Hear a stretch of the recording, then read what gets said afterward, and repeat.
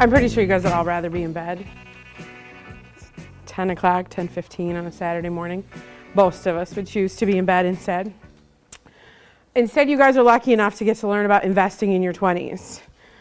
Some of this is going to be a little redundant from my last session that I did the beginning of January, but it's important enough that it should be taught again, and it's also the reason why investing in your 20s is as important for you guys. So anybody know when the best time to start saving is? I'm sorry? Who said it? When you're born. Now. Here you go. Pick a number on my board.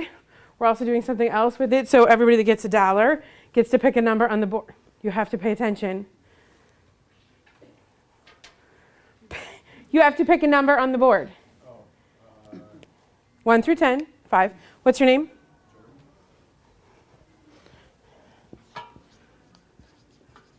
Jordan, you just invested in something. You just don't realize what it is yet. So everybody that gets $1 gets to pick a name on the board. Obviously, then I'm giving out $10 today.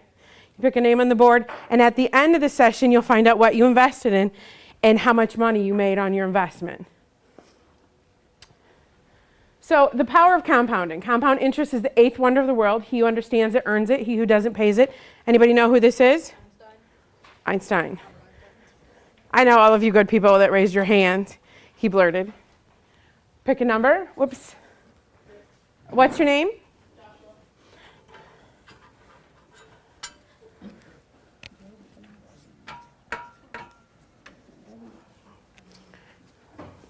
Albert Einstein. Compound interest is what's going to help you because you invest early enough, you're going to earn more money. So this is where it's redundant. We've already kind of gone through this, but I wanted to remind you when we get into the rest of the session on stocks, bonds, investments, why it's so early to start early. You want to retire at 65 with $1 million. Remember what I told you guys, is $1 million enough? No. You guys are probably going to need to retire with $8 or $9 million. So you want to retire at 65 with $1 million. Your investment's going to earn 7% rate of return. How much would you have to save yearly to start it? If you were 55, in order to get to that $1 million at 65, you have to save $72,000 a year. It's a lot of money to save every year to get to this $1 million. If you were 45, look at the difference between 55 and 45. You get 10 extra years of savings. You now have to save $24,000 instead of $72,000. 35, you only have to save $10,000 a year to get to this $1 million. 25, it's only $5,000 a year. So when I tell you guys that you need more than $1 million, let's say you needed $10 million, at 25 you got to save $50,000 a year. It's better than this guy who's got to save $720,000 a year. And the likelihood, you guys are smart, you're here to learn about finances, which probably means most of you are going to college. By the time you're 25, I'm assuming most of you are around 16, 9 years away. By the time you graduate college and you get your first job, you should probably be making about $125,000, $150,000 a year. If you're making $150,000 a year, saving $50,000 isn't as bad as when you're at 45 and you need to save $240,000 a year. It's important to start early because the value changes dramatically the later you start. So we have two other people here. We have Becky and Gary. Becky invests $2,000 at the beginning of each year for 10 years. So for 10 years, he puts $2,000 in. It's $20,000 worth of investments. Now she earns a rate of return of 7.5%. Once Becky stops saving, Gary starts saving, and he still saves. He saves $2,000 a year, beginning of each year, and his rate of return is 7.5%. He doesn't stop saving. She only saves for 10 years. He saves from 11 years on. How many years do you think it's going to take for Gary to catch up with Becky? 20, 9, 15, 13. Haven't heard the right answer yet. 3, 10, 9, 6, 11, 12, 17. He never catches up. Wow. Because she saved early enough. After 10 years, her interest alone is investing more than his savings is going. He's putting $2,000 a year in. She's already earning that much interest. She will never catch up with him. So if you guys are 20 and you start saving $2,000 a year, and at 30 you stop and your best friend starts, you will have more money than they will at 65, at 85, even though that they have to continue to put that $2,000 a year in every year. That's why it's so important to start saving early. Yeah? So unless he increases his $2,000, will he be able to catch up to her? If he increases his savings rate, he will catch up to her. Or if the interest rate changes. So there's a break-even point. If this started at 6% a year, he would catch up to her faster because her money's not earning as much interest as he's putting in as a contribution. So it's based on how much they're saving and also how much the interest rate is currently. Good question. So you understand that you got to start saving early. And the next portion is, well, what do I save in? I don't understand, right? You told me I needed to get 7.5% rate of return here. On the last one, it was 7%. How many of you have a bank account? Yeah. Do you get any money in your bank account? You save there. Do you get any interest? Do you know if your bank account pays you to? It's pretty dismal. I think right now it's 0.25%. So if you have $1,000 in there, you're going to get 1/4 at the end of the year for letting them use your money. It's not a lot. So you have to find a way to get more than 0.25%, because I told you you need 7% here. On that $1 million, you needed 7% to equal those savings rates. So how are you going to get 7%? So we're going to talk about stocks and bonds, and those are the two main things that people hear about investing. And then we're going to talk about mutual funds, and we're going to talk about why I think mutual funds are a better fit for 99% of the people. We went through this last time, and what was your name? Joseph. Joseph was a good example. He was going to start a company. Let's pick somebody else. Who else wants to start a company? What kind of company would you like to start, Joshua? Well, it's like a village, like, where, don't you know the little places where, like, you have, like, Greenwood Village or something like that, and it's a bunch of houses? So you want to start like a community. Yeah. People all live in the same community. There are restaurants in the community. You're the mayor of the community then?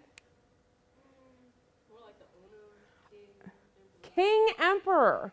This is a unique community. So, unless you have the money to start this community, you're going to have to do two things. You're either going to have to borrow money or sell off portions of the community and take on investors. So a stock is if you were to take on investors that were ownerships of this. So in the very beginning, Joshua owns 100% of his kingdom. And he says, I need money.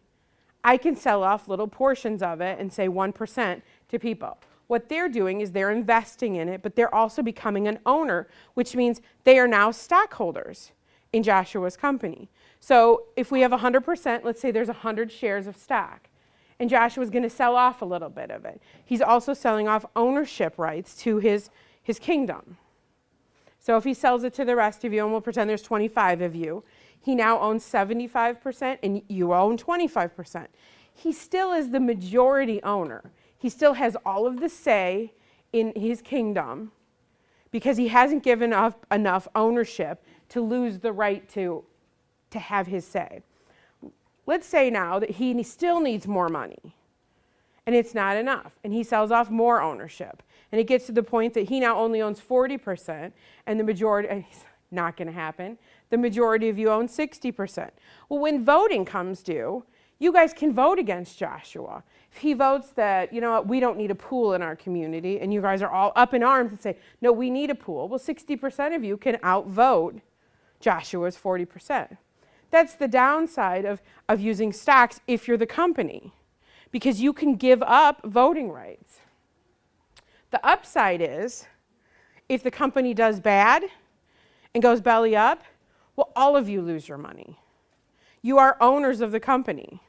So if Joshua's wonderful kingdom, and you guys all mutiny and say, I'm not living here anymore, I wanted a pool, he wouldn't build a pool, and you leave, well, you lost your money and Joshua lost his money. Can I ask one thing? Yeah, ask away. So it's not like you have the deed to the house, it's just you have your ownership, you're part of that company. Correct. So most people know GM. GM's a good one because everybody recognizes GM in Detroit. GM sells shares of stock in their company. You can buy a portion of General Motors, and you are an actual owner of the company. Now, GM has billions of shares of stock, and they're not going to give up ownership rights beyond the 50%, because like Joshua, who made a bad face when I said he gave up 60%, they recognize that they want to keep voting rights, so they sell off little shares at a time or little portions, but never more than the majority. So you have the opportunity to go out and buy into a company that you like. So what kind of companies would you guys buy into? Apple. Everybody wants to buy Apple. Why do you want to buy Apple? What's your name? Owen. Pick a number for me, Owen. 1. How? Okay, so Owen, why do you want to buy into Apple?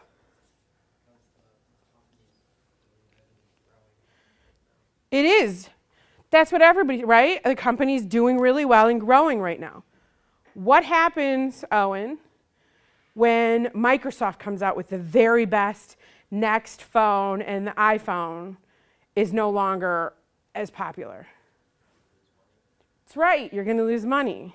So what other stocks would you guys, what other companies would you want to buy into? Costco, Tim Hortons. Tim Hortons is actually a Canadian company. Starbucks. I can tell you a story about Starbucks. So people bought into Starbucks, right? Starbucks was booming 10 years ago. They were building so many stores, and their stock just skyrocketed. Except they built too many stores. And what happens when you have too much of something? You can't pay the bills, but people have too many choices, right? And if you're within a mile radius of 3 Starbucks, those 3 Starbucks aren't going to survive. So Starbucks actually plummeted because they oversaturated the market. They built way too many of them, and their stockholders lost a lot of money. I would invest in every major company. Every major company you could think of. That's a lot of money. So the S&P 500 is an index. I don't know if a lot of your parents, if you watch them, they watch the stock market. We have a lot of clients that watch the stock market. And the S&P 500 is the one that they watch. S&P 500 is the 500 largest companies in the United States. So for you to buy into all of those, you'd have to have a lot of money to buy 1 share of stock into all of those. And we'll get into some other way that you can invest in all of these large companies without being able to afford 1 share of each of their stocks. So stock market, the stocks are traded daily. So Joshua says, great, you know what? I like all of you. I like you 25 people. I trust you because I think you are going to love being in my kingdom. And you guys are all like me. You're smart. You're coming to this class. But what happens when Owen needs money? Owen, you own a share of Joshua's stock in his kingdom. What happens when you need money? You'll sell it. Will you sell it to one of these guys? Maybe. But most likely you're not because they already own it. The problem with that is Joshua handpicked all of you to buy 1 share of his stock because he liked you all and he figured you guys would be good for his kingdom. But when it comes time and you want to sell it because you want the money or the stock is going up, you sell it on the open market, which is the stock market. New York Stock Exchange, NASDAQ, there are markets all over the world. So if this was in a different country, you would be selling it on a stock market inside of a different country. So when I said the return of the S&P 500, when I said you wanted to buy into every stock, the return of the S&P 500, which is those 500 largest stocks, from 1926 to 12 is 9.8%. That's great, right? Remember I told you needed 7%. I'll invest in this and I'll get 9.8%. You got to understand, and we're going to get to some slides about it, that the stock market has ups and downs, and some major ups and downs. Yes, Joshua? Is it true that, like, instead of, like, having your money, like, when the company goes belly up, you literally lose all your money? You don't own the stocks anymore? That is correct. So that is one of the downsides to owning stocks. You have no investor protection. So Joshua's company, like I said, Joshua built this wonderful kingdom. He had an earthquake, and it all collapsed, crumbled, and nobody was hurt, but the kingdom went away. Everybody that invested money in that kingdom just lost all of their money. It's a speculation. Because it made 9.8%, you can find sometimes, so 2008 is a good example, it lost 40%. Stocks, the market goes up and down. Over the history of it, it's made 9.8%, but last year it made 33%. So if it made 33% in one year, it's got to have those down years as well. I have a chart coming up that shows the ups and downs of the stock market. And it's hard to think that one day I have $1 million and the next day I have 600,000, because that happens. The stock market lost 40%, you lost 40% of your money. Statement comes in the mail, and Josh was like, my kingdom's booming. I got $1 million. That earthquake hits, didn't ruin it completely, but now it's worth 600,000 instead of $1 million. How would you guys feel if you lost $400,000 in one day? Yeah, pretty bad, right? I mean, it's sickening to your stomach to think, and how do you get that $1 million? You work really hard. You go to work every day, 40 hours a week to earn this money, and one day you're going to lose 40% of it. It is true you can withdraw your stock anytime you look for it. You can't withdraw them. What do you have to do? You have to sell them. You bought this stock in Joshua's company. You can't just go to Joshua and say, here, I bought it for $1. Give me back my $1. I'm hip. Cool. Let me leave. You have to find somebody to sell it. Well, let's say Joshua's kingdom is in turmoil and ruins, right? Who's going to want to buy it from you? Are you guys going to want to buy it? Josh was like, I will. No. So if you have a piece of stock in some failing company, you're forced to watch it fluctuate downward.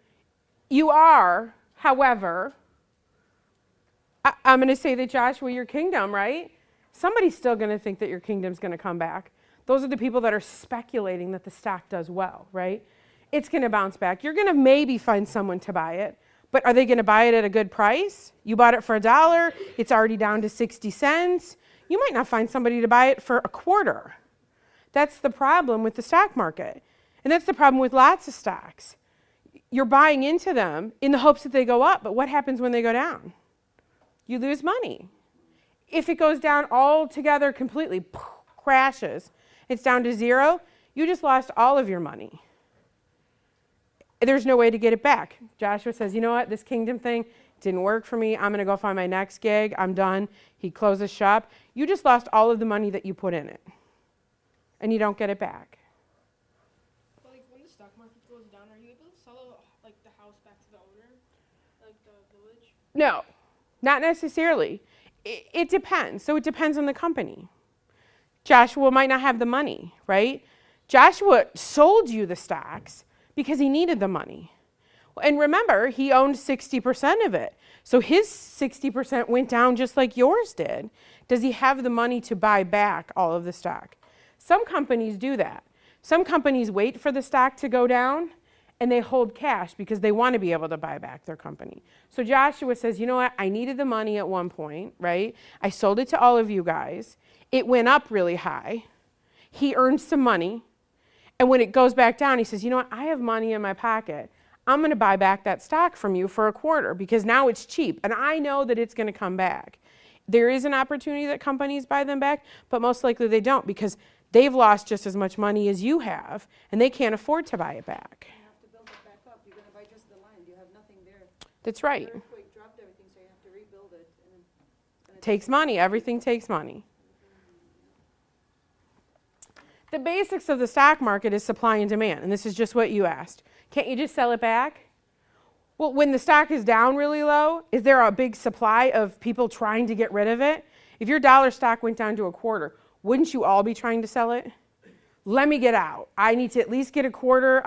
I'm going to lose money, but I want to get whatever I can get. There's a high supply. Well, if there's a high supply, do you think there's a big demand for it? No. Because supply is in demand, work on an inverse relationship. What that means is when supply is high, the demand is usually low. When supply is low, the demand is usually high. So Joshua's company, his kingdom, is thriving. He has no houses left to build. It's completely full. Everybody is happy. Everybody just loves being there. And that $1 stock has now gone to $2. You've made 100% of your money. Are you going to want to sell it? No, you're going to hold on to it because it's doing so well. So the supply of these people wanting to sell the stock is really low. Do you think people want to buy into it? Well, yeah, they want to buy into it. You just made a lot of money. I want to be on that train that's making a lot of money. How do I buy into that stock? Well, you can't because the supply is low for people that want to sell it. So it depends on supply and demand on the stock market, on whether or not, if there's a high supply of it, if people are trying to get rid of it, the demand is low, and they're going to get it for a cheaper price. If the demand is high, generally the supply is low because people don't want to sell it when it's making you money. So be fearful when others are greedy and greedy when others are fearful. Does anybody know who this is? Ronald Reagan? It's not Ronald Reagan. He is one of the wealthiest men in the world. You can't answer. It's not the guy who started Facebook. No, he did not start Google. He bought Heinz. He has so much money he can buy any company he wants. He's a billionaire. Warren Buffett. Can you catch? Because I'm a horrible thrower. I throw like a girl. What's your name? Pick a number. Joseph 7. So Warren Buffett has made the most money out of investing out of anybody. And his whole theory is be fearful when others are greedy and greedy when others are fearful. So what that means is when that stock market is really high, right, and everybody is greedy, that's when he's afraid. Why when it's really high, everybody wants to keep getting in and getting in? Because they think it's going to get higher. But that's in the moment he's like, you know what, I'm scared. There's a reason that everybody's so greedy. And when the stock, I'll get you 1 second. When the stock market goes down, right, everybody's so scared when they're at the bottom. When you guys had that $1 million and it went down to 600,000, you were scared, right? I just lost a ton of money. I got to get out. I'm too afraid to be in it. That's when he says that's the best time to get in. Because the stock market always turns around. You don't know when or how long it takes, but it always turns around. So you got to be fearful when others are greedy when it's really high, and greedy when others are fearful when it's really low. You have a question? Nice. Smart guy. Warren Buffett. So now we're going to talk about a bond. You understand the stock. Stock you actually bought into the company. You are an investor in the company. You are an owner in the company. A bond is different. So Joshua says, I don't want anybody else to own my company, right? My kingdom is my kingdom. I will not give up ownership. But I need money. So how can I get money without giving up ownership? I take on debt. In a stock, you're sharing the ownership of a company. In a bond, he says the company's 100% mine, but I will take on debt. A bond is a debt instrument. You guys are going to loan him money in order to build his kingdom. Well, if you loan him money, what do you want in return? Right. It's the same concept of a bank, except banks right now aren't paying you anything. So if you go to a bank and you say, I'm going to put money in my account, I expect you to pay me. You're using my money, right? A bank, you drop off your $100, you put it in your account. Do you think that that $100 just sits in the bank waiting for you? No. They're loaning that money out because Joshua needs money, right? So Joseph, you put your $100 in, and Joshua goes in the next day and says, you know what, I need money. Can I get a loan from you guys? And they're like, yeah, you know what? Joseph just dropped off $100. Let's loan it to Joshua. The bond is the same concept. So Joshua needs money, and he says, great, you guys are all my friends. Can you guys loan me some money? And you said, absolutely, I'll loan you money, except I want you to pay me on that money. I'm going to loan you $100, and I want you to pay me 5% interest. So what does that mean? Joseph, you loan Joshua $100, and every year he pays you 5%. Every year you get $5. Sounds good, doesn't it? Does it sound good? For me, yes. Sounds good for him too. Do you know why? Because he's getting $105 every He's getting $5 every year. So you're borrowing this money, and you guys determine how long you want this to go on. 10 years? 10 years is great. Every year you pay him $5. At the end of 10 years, you give him back his $100. He made $5 off you every year. And you got the money, right? I needed the $100 to spend. It's cost me $5 a year. Sounds pretty good. But interest rates right now are so low that if you were going to loan him money, you probably are only going to get $3 a year. You're like, oh, Is it worth it to give him $100 for $3 a year? Maybe.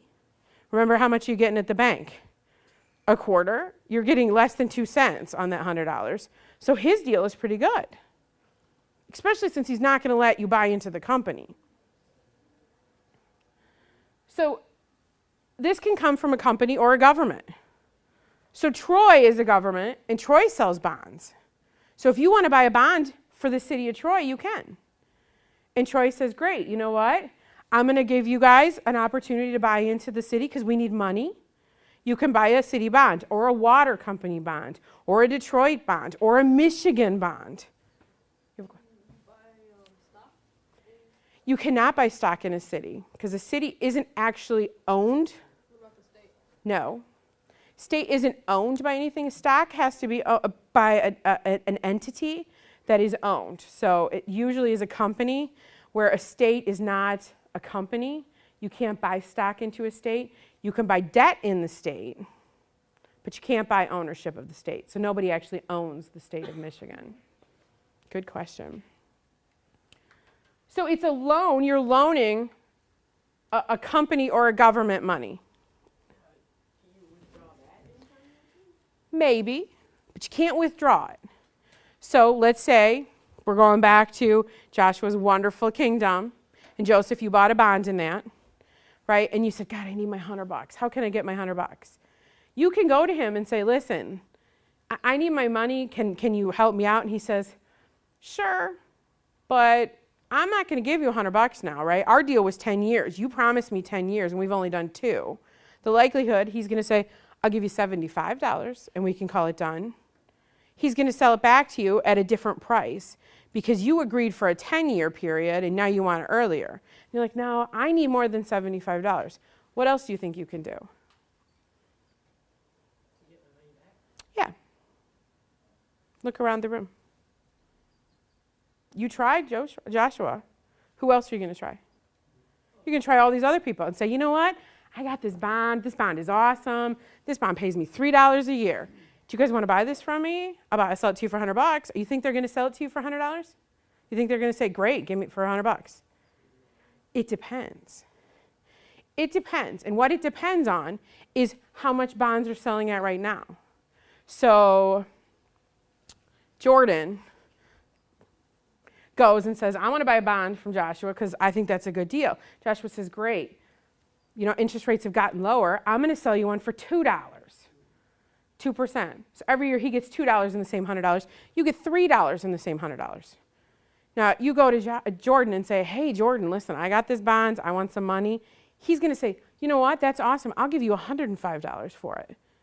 Because he's only going to get $2 from him each year where you're getting $3.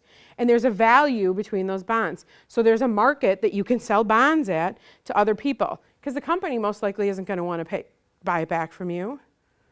You're going to have to sell it to somebody else. Make sense? There's a market for everything, whether you find the right people or you get a good price for it. So that's where, let's say the bonds are now paying $5 a piece, right? 5% instead of 3%. And you go to Jordan, hey, I got this bond that's paying $3. He's like, wait a minute, I can get one from him paying $5. Why would I buy yours that only pays me $3? Why would he do that? He would if you said, all right, I'll sell you mine for $80 instead of $100. He has to give him $100 to borrow that 5% bond. He says, you know what? I'm okay with only getting $3, but I don't want to put my $100 in. I want to put $80 in. Does that make sense? Some bonds are made payable to a person's name. Can you sell those to anyone? You can. Are you talking about like savings bonds? So government. Bonds, the E-bonds, they're usually made to a person. Government bonds are a little different that are savings bonds because an individual has owned them. Yeah. And so if you guys have grandparents that give you savings bonds every year and you're like, this is great, could you just give me the $20 for me to spend? I had grandparents like that. You can't sell those to other people. And honestly, the reason why is those are a different type of bond. So the bond that we were talking about is he loans him $100 and every year he gives him the amount of money and then you get this $100 at the end. Savings bond is different. So if you have a $100 face value savings bond, you actually only buy it for like $50.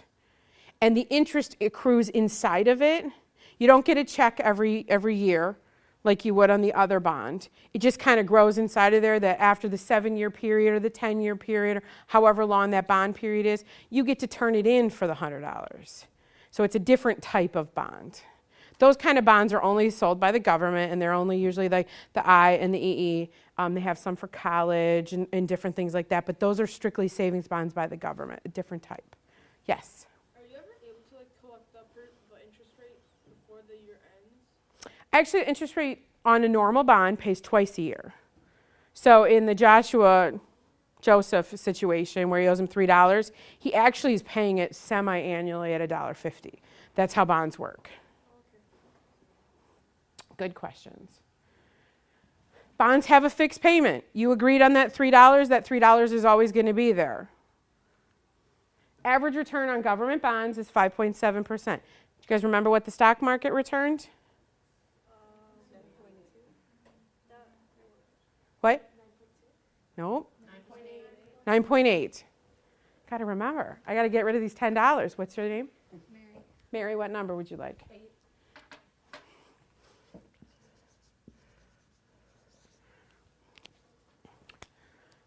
Stock market return 9.8. This returned 5.7.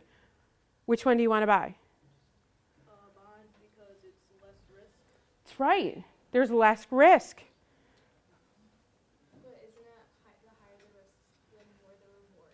Higher the risk, the more the reward. Except the higher the risk, you get more reward. But in exchange for reward, you pay the risk, right? So in order to get the 9.8, the fluctuation goes down, -40, up 30. Bond market doesn't fluctuate as much. If you look at, how many of you like roller coasters? That was about the fastest I've seen anybody raise their hand today. So what's the best roller coaster? Millennium Force, right? It goes up the highest, it drops the fastest, like it is constant, twisting. So the Millennium Force is a stock, right? It's scary going up that hill. My stomach gets churny. I feel like I'm going to throw up. I cry. I scream. This is the honest truth. When you go down that hill, it feels good. Imagine the stock is the exact opposite. You're going up that hill. You're like, my money, it's making. I'm going down that hill. I'm losing it. I'm feeling bad. All right, so we've all been to Cedar Point. What is it, the blue streak? Isn't that the old one right in the front that just goes like this? It's rickety. It's not as much fun.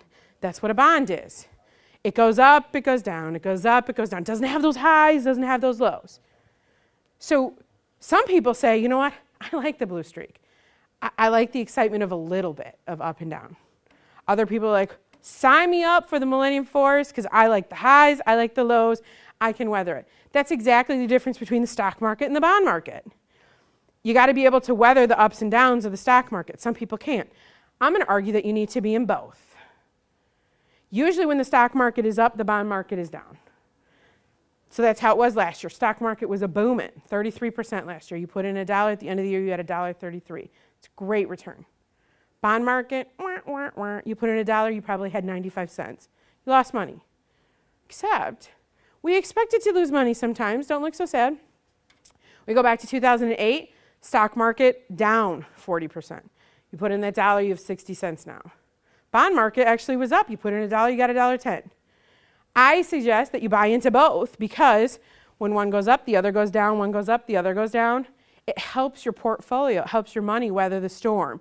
And you don't lose as much, you don't gain as much, but you get a little closer to the blue streak. You get the, what's the one in the back that I really like? The mean streak, maybe? I like the Gemini, that's my favorite. So we'll say it's the Gemini because both of them help weather each other out. Good analogy. All right. You probably can't all see this. Hopefully you can at least see the lines. This is the stock market from 1926 to 2013. What do you think the top number is? No. Stocks, bonds, inflation. Stocks. Because stocks have the best return. Your name? Pick a number. Abraham? Can I just put Abe? Yeah. Okay, good.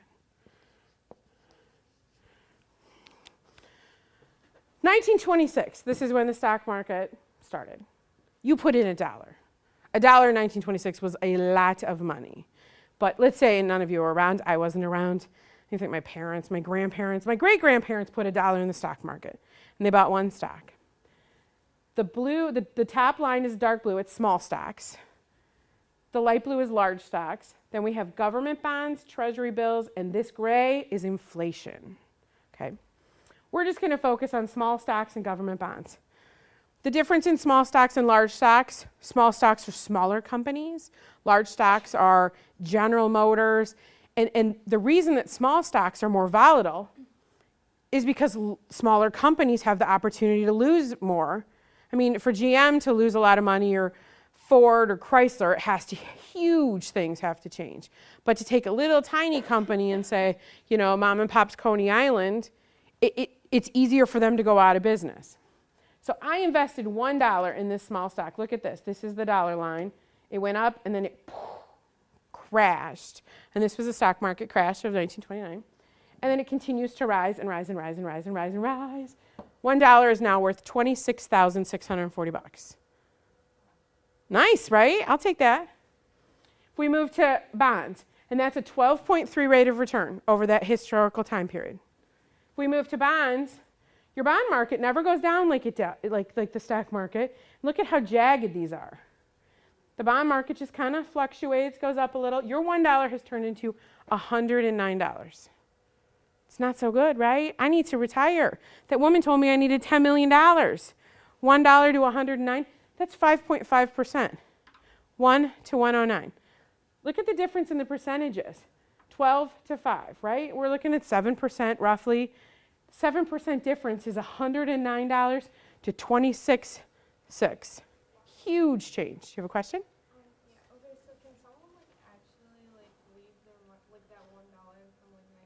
Yes, people do. But what if someone doesn't live at home? Can they pass it on or what? You can. So we assume that most of my clients are going to die with money. So what happens to that money? Gets passed to their family, right? Stocks do the same thing. When somebody passes away, so Rockefeller, I don't know if any of you have heard of these people's names. These guys were billionaires in the 1900s, 1920s.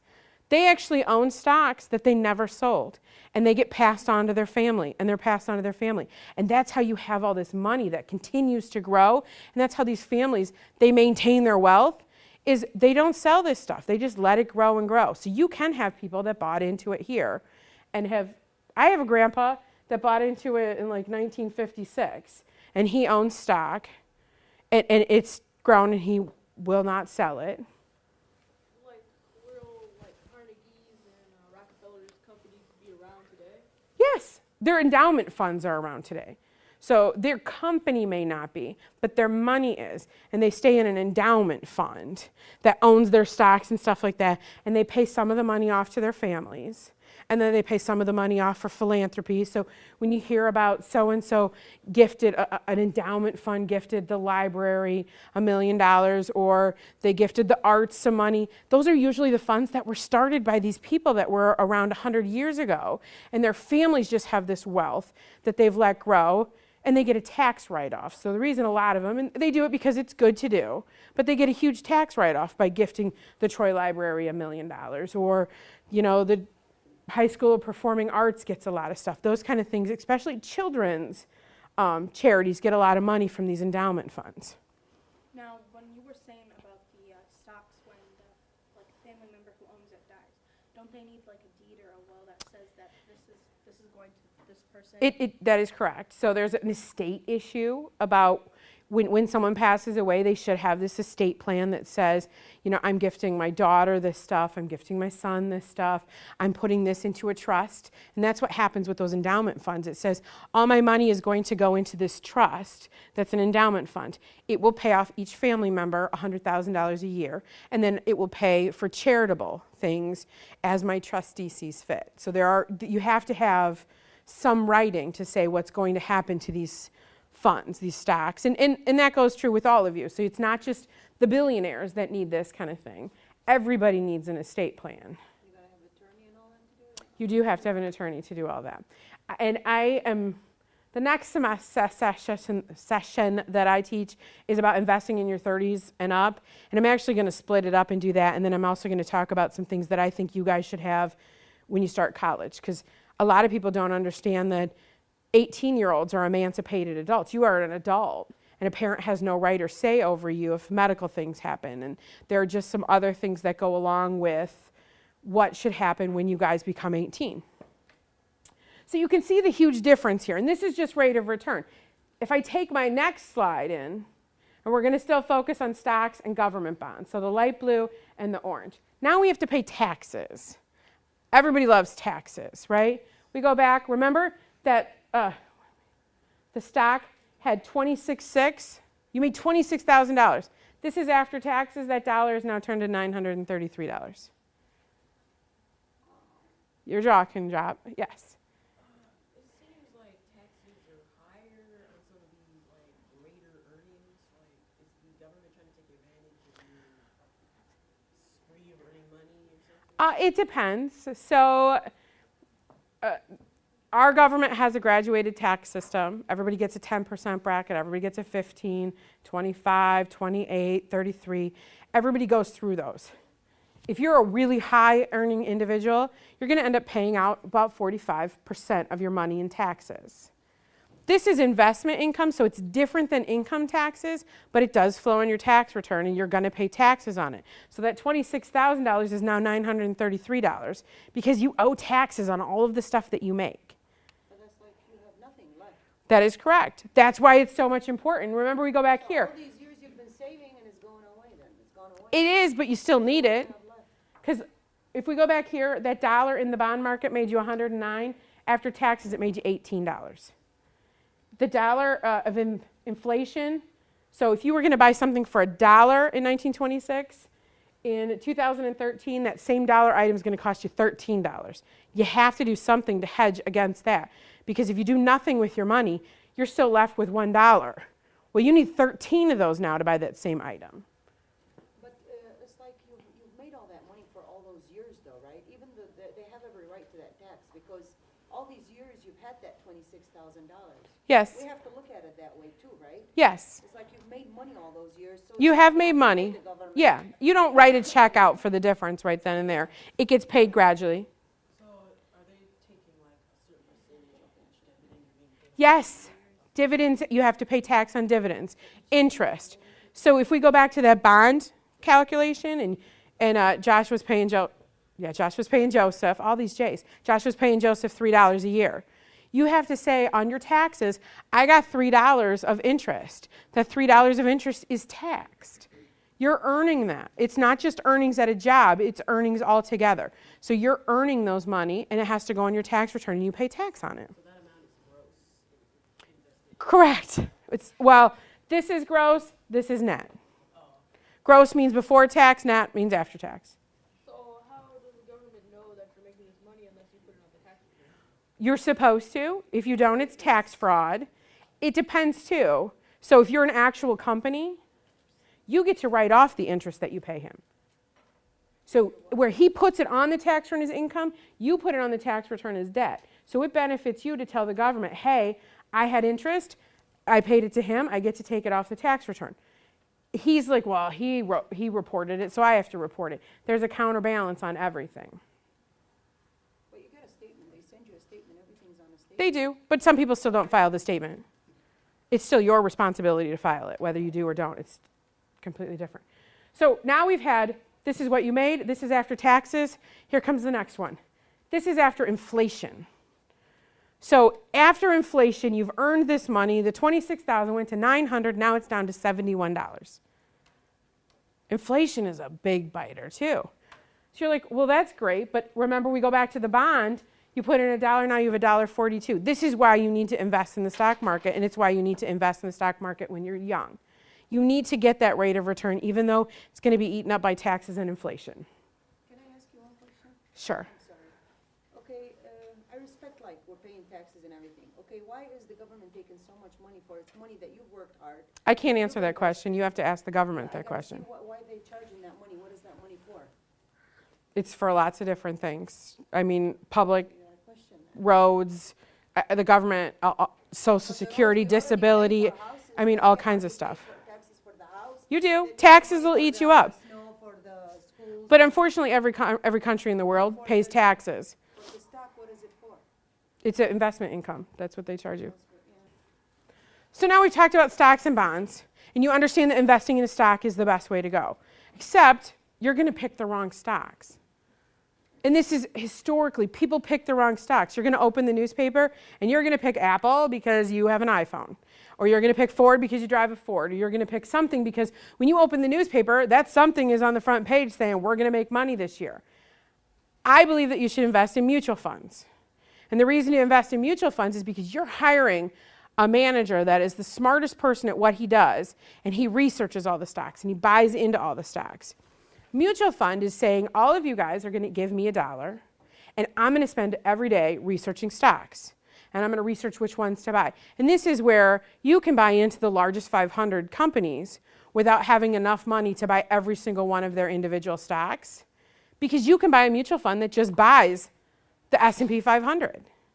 So you have a way to say, all right, I have $50. I want to invest in these companies. I can buy $50 worth of the S&P 500, and I've bought into the largest stocks. There are different types of mutual funds. You can buy a stock mutual fund that only buys stocks. You can buy a bond mutual fund that only buys bonds. You can buy a money market fund that buys really short treasury bills that have a low rate of return. People say, I don't like mutual funds. I lost money in a mutual fund. Well, you might have lost money in one, but maybe not a couple different ones. Do you have a question? Okay, ask away. I don't think it was his white minivan.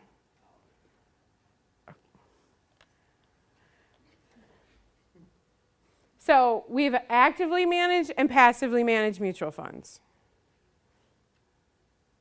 Would you like to ask us all the question? Are you sure? Because we might know the answer. Nice. That's okay. So passively managed funds are buying into indexes. You're not hiring a manager. You're hiring an index. Actively managed funds is you're buying a manager to do it. Which one of these do you think is more expensive? Somebody who hasn't gotten $1. I got more dollars to give. Who hasn't gotten $1? Which one is more expensive? Active. Oh, I throw like a girl. All right, pick a number. What's your name? A little louder. Okay, great. 9 TAV. All right. Actively is more expensive. You're hiring a manager to do it. Right? This one, you're doing it yourself. You're saying, I'm going to buy into an index, and the index just trades it. It's not necessarily yourself, because you're not buying a mutual fund. You're not picking and choosing. You're buying an index. So the S&P 500 is the 500 largest companies in the U.S., and you can buy into that index, which says, I'm putting money into all 500 of these companies, and it tells you what you've bought. Active is a manager who buys into those companies, and he picks and chooses and he trades at will inside of here. So you're paying for him to do your work, where this one you said, you know, I'm just happy with an index. I don't really care. Now, like, when you have the stocks on the phone, what are the numbers there? Like when it says plus 50? Well, that's the Dow, the NASDAQ. Those are, so she has, the top one is the Dow, the NASDAQ, and the S&P 500. Those are indexes of stock markets. And those ones will tell you that the index is up or down that day. Next one is Apple, Google, Yahoo. Those are individual stocks. And if you want to buy into Apple today, you have to buy in at $536 a share. So one share of Apple costs you that much money. The Google one share of that costs you that much money. And then the number next to it, usually there's a green or red number, which says if it went up or down. So yesterday, let's see, Google's. I think Google had a red number.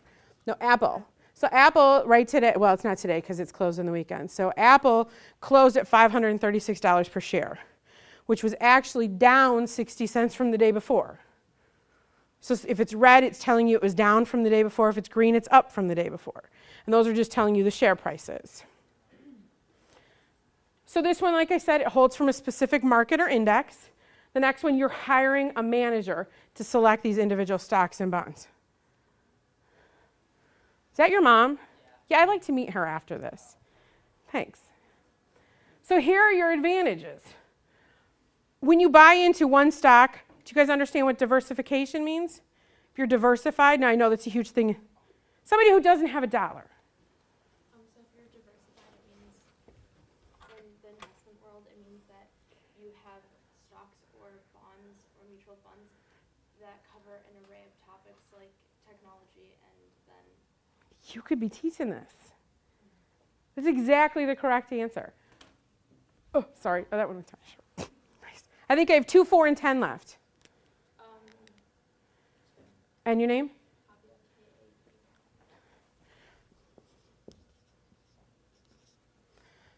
So diversification means that I'm not just buying Ford stock. I'm not just buying one stock. And I'm not just buying Ford, GM, and Chrysler because those are all automotive. It means I'm buying into a bunch of different areas. I'm buying technology. I'm buying economics. I'm buying energy. I'm buying automotive. I'm buying all kinds of stuff because if you buy only Ford, Chrysler, and GM and cars go bad, what happens to all of your stocks? They all go down. But if you said I bought Ford and I bought DTE Energy and I bought a bond in Troy and the car market goes down, you still have 2 other ones that have gone back up because they don't relate to each other. So the advantages of a mutual fund is you get to diversify because the mutual fund can buy into all these different things. The next one is affordability. Now, she showed me that Apple was trading at $536. You can't buy into Apple unless you can buy at least one share. So if I said I have $100 to invest, I can't buy Apple. If I put it into a mutual fund that owns Apple, I now have bought in some Apple shares because you get to buy in at a cheaper price. And they have low transaction costs. You can go to E-Trade or wherever, and I think it's like $7 to buy and sell a mutual fund. To buy into individual stocks is more expensive because you have to contact the trading companies and they sell them at a higher cost to trade. The disadvantages, they're expensive. If you buy a stock, you're not hiring a manager. So, and these are more the actively traded ones. They're more expensive and they charge you a sales charge. So if you were going to go on the stock market and the stock market returned 9.8, do you think a mutual fund has to return higher or lower than an individual stock in order to make money? Somebody who hasn't answered. Would a mutual fund have to return a higher or lower rate than an individual stock? Higher. Why do you think it's higher?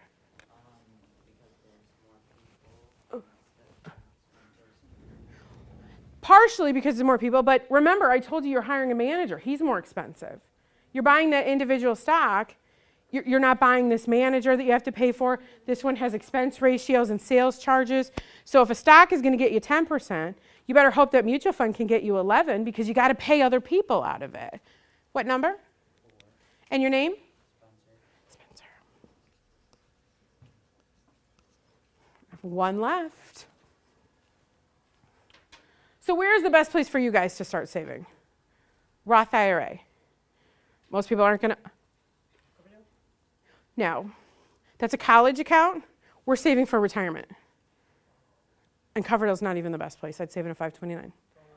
If you have a job, 401k works well. Most of these are going to become because of tax.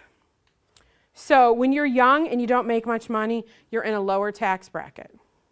When you get older, you're going to be in a higher tax bracket. So they have accounts, 401k and an IRA. 401k is an account, and usually inside of it you have your choice of a deductible, which is a traditional 401k, or a Roth 401k. Traditional means you get to take off the money off your tax return now. If you make $10,000 and you put $1,000 in, you only show $9,000 on your tax return. The Roth feature, you put it in, it's after-tax money. You make $10,000, $10,000 still shows up on your tax return, but you put $1,000 in here. If you're in a low tax bracket, you don't need that benefit now. You want that benefit later because the traditional side, you got the deduction now. When you go to take money out of it, you're taxed on it. Okay? The Roth side, you didn't get the benefit now. You get to take money out later and you never pay tax on it. So you have to look and see where you're at tax-wise. If you're in a low bracket now and you're going to be higher later, you want to do a Roth feature.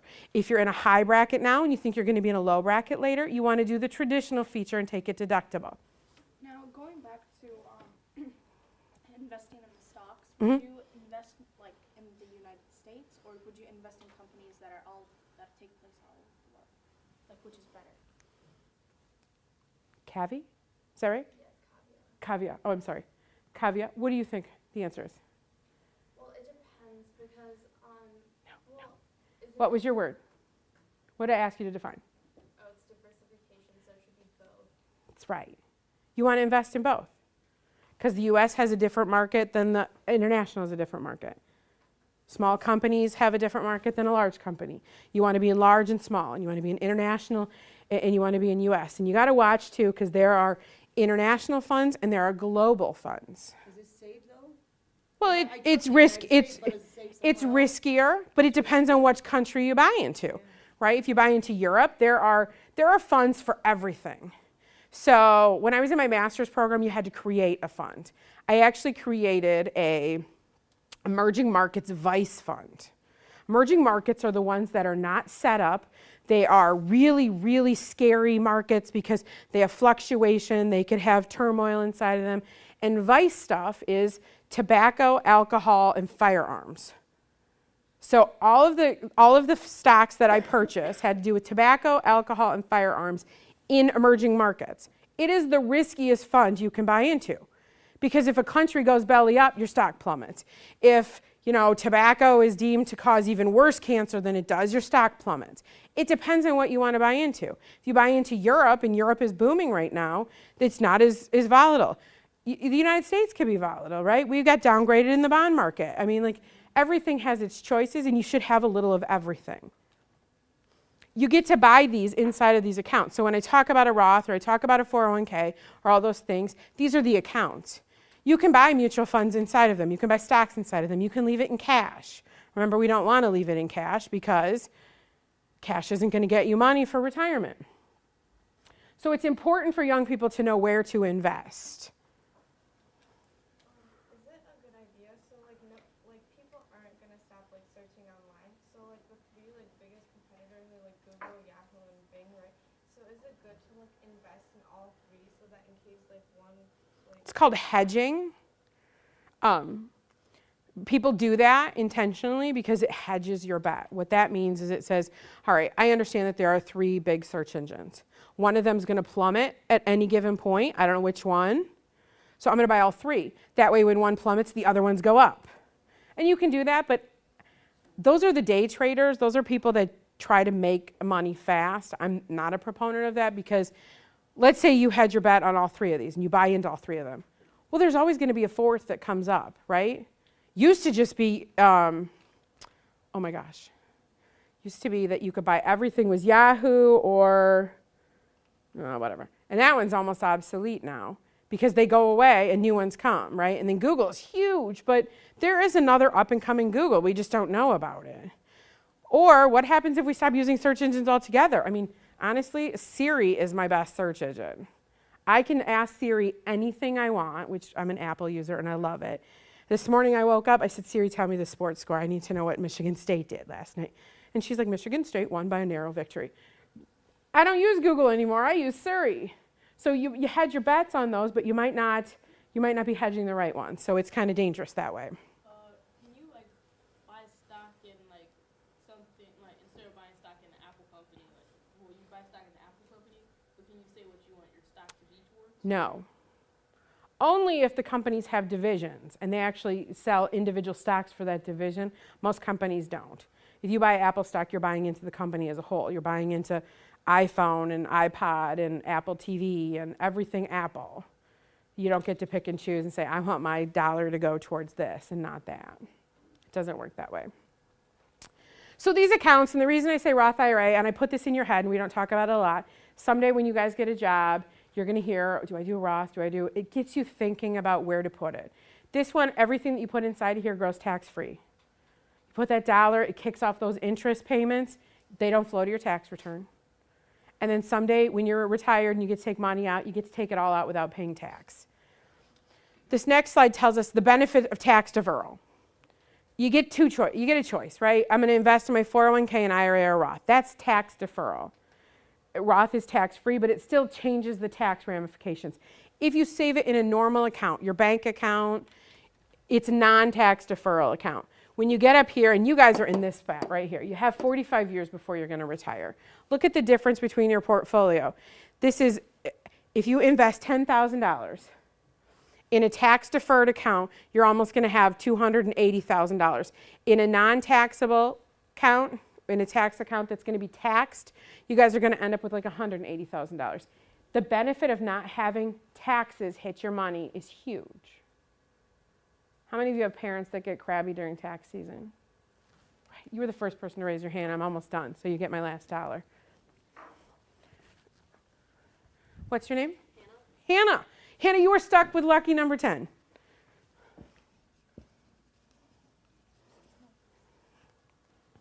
So goals, and I'm going to keep this slide up. We talked about this last time. I think it's really important for young people and anybody. People who regularly write down their goals earn 9 times as much money over their life as people that don't. Write your goals down. You're more likely to achieve them if you write them down. Find out. These are the things that you got to do. Who do you want to work for? How long do you want to work? Build your retirement plan. I just sat across from a couple who are 28 years old. They don't have kids. They want 3 kids. They want to retire when they're 50. And I'm lucky enough to tell them at their savings rate, they're probably going to be able to retire at 45. They save so much money because they want to retire young. They want to enjoy retirement when they're young. If you write your goals down and you kind of stick to them, it's going to help you. Do you want to buy things or experiences? This is what you guys have to think about when you get your first job and you get that really big paycheck. Do you want to buy things? Do I need a new car? Do I need to buy a big house? Do I need to buy all of this stuff? And this is even young. Do you guys need a new phone? Do you need a new iPod? Do you need a new PlayStation or whatever? Do you want to buy things? Yeah. Or do you want to buy experiences? And experiences come with savings, right? I want to travel somewhere. I want to be able to do this when I'm older. I want to send my kids to college. You're giving them the experience. So summary, start planning when you're young. I recommend that you start saving 20%. My kids get an allowance. I'm probably the worst mom. You're going to leave thinking, thank God she's not my mom. My kids have to save 20% of their allowance. They save 20% of their birthday money. Every dollar that comes into the house, they save 20% of. I got to get them into the mindset because they're going to be those kids that retire at 45 and 50 because I've pre-programmed them to save early. Take advantage of compounding, especially in the stock market. Consider Roth IRAs when you're young. Avoid credit card debt. I know we talked about this in the last one. Your age group right now is the biggest credit card debt. As soon as you hit 18, as soon as you start college, you are bombarded with credit card offers, and it's great because you could never afford anything before, and now all of a sudden you have a pocket full of credit cards, which means I got money to spend. Avoid credit card debt. And this is what we tell all people. Get help. You guys are going to be great at what you do, and maybe some of you are going to end up being a CPA or an attorney or a CFP like myself. But you get help from those people when you're not. If you're going to be a famous architect, you're not going to know all of this stuff. You got to hire the right people. I'm a certified financial planner, which means I had to take a grueling 2-day exam. I've had to have numerous years of experience, and I had to take 7 classes in college just for this. That way when people ask me about taxes, I know the answer. They ask me about investments, I know the answer. Mortgages, college, estate planning, all of those topics I'm supposed to know the answer to. I'm not an expert in those. I hire a CPA and I hire an attorney to do all of that stuff. I don't do it myself. All right, so here are your investment picks. You guys spent your dollar. You bought a stock on January 1st, 1997. You put that dollar into these specific stocks. This is how much you have left. Number 1, Owen, you bought Nike. Your dollar turned into $6.15 as of yesterday, so 18-ish years. Number 2, Caviar, right? Caviar, you put yours in your mattress, and it got eaten by inflation. So your dollar is actually worth 54 cents today. Abe, you bought Facebook, but you didn't buy it in January of 97. You bought it in May 13th of 2012 because that's when it IPO'd. That's when you were originally able to buy it. Your dollar is still worth $1. So $1 in Facebook then is still worth $1. You've not made any money. Spencer, you bought First Eagle. Have you ever heard of First Eagle? First Eagle is a mutual fund of stocks. What's wrong with that? Mutual funds are great. I'm going to tell you what, every single one of our clients own this mutual fund. This is our favorite mutual fund. Your dollar turned into $6.43. I've put these in order. You're going to see where you're at in your order, and your mutual fund did good. Number 5, Number 5, Jordan. You bought General Motors. General Motors went bankrupt. Your dollar turned into nothing.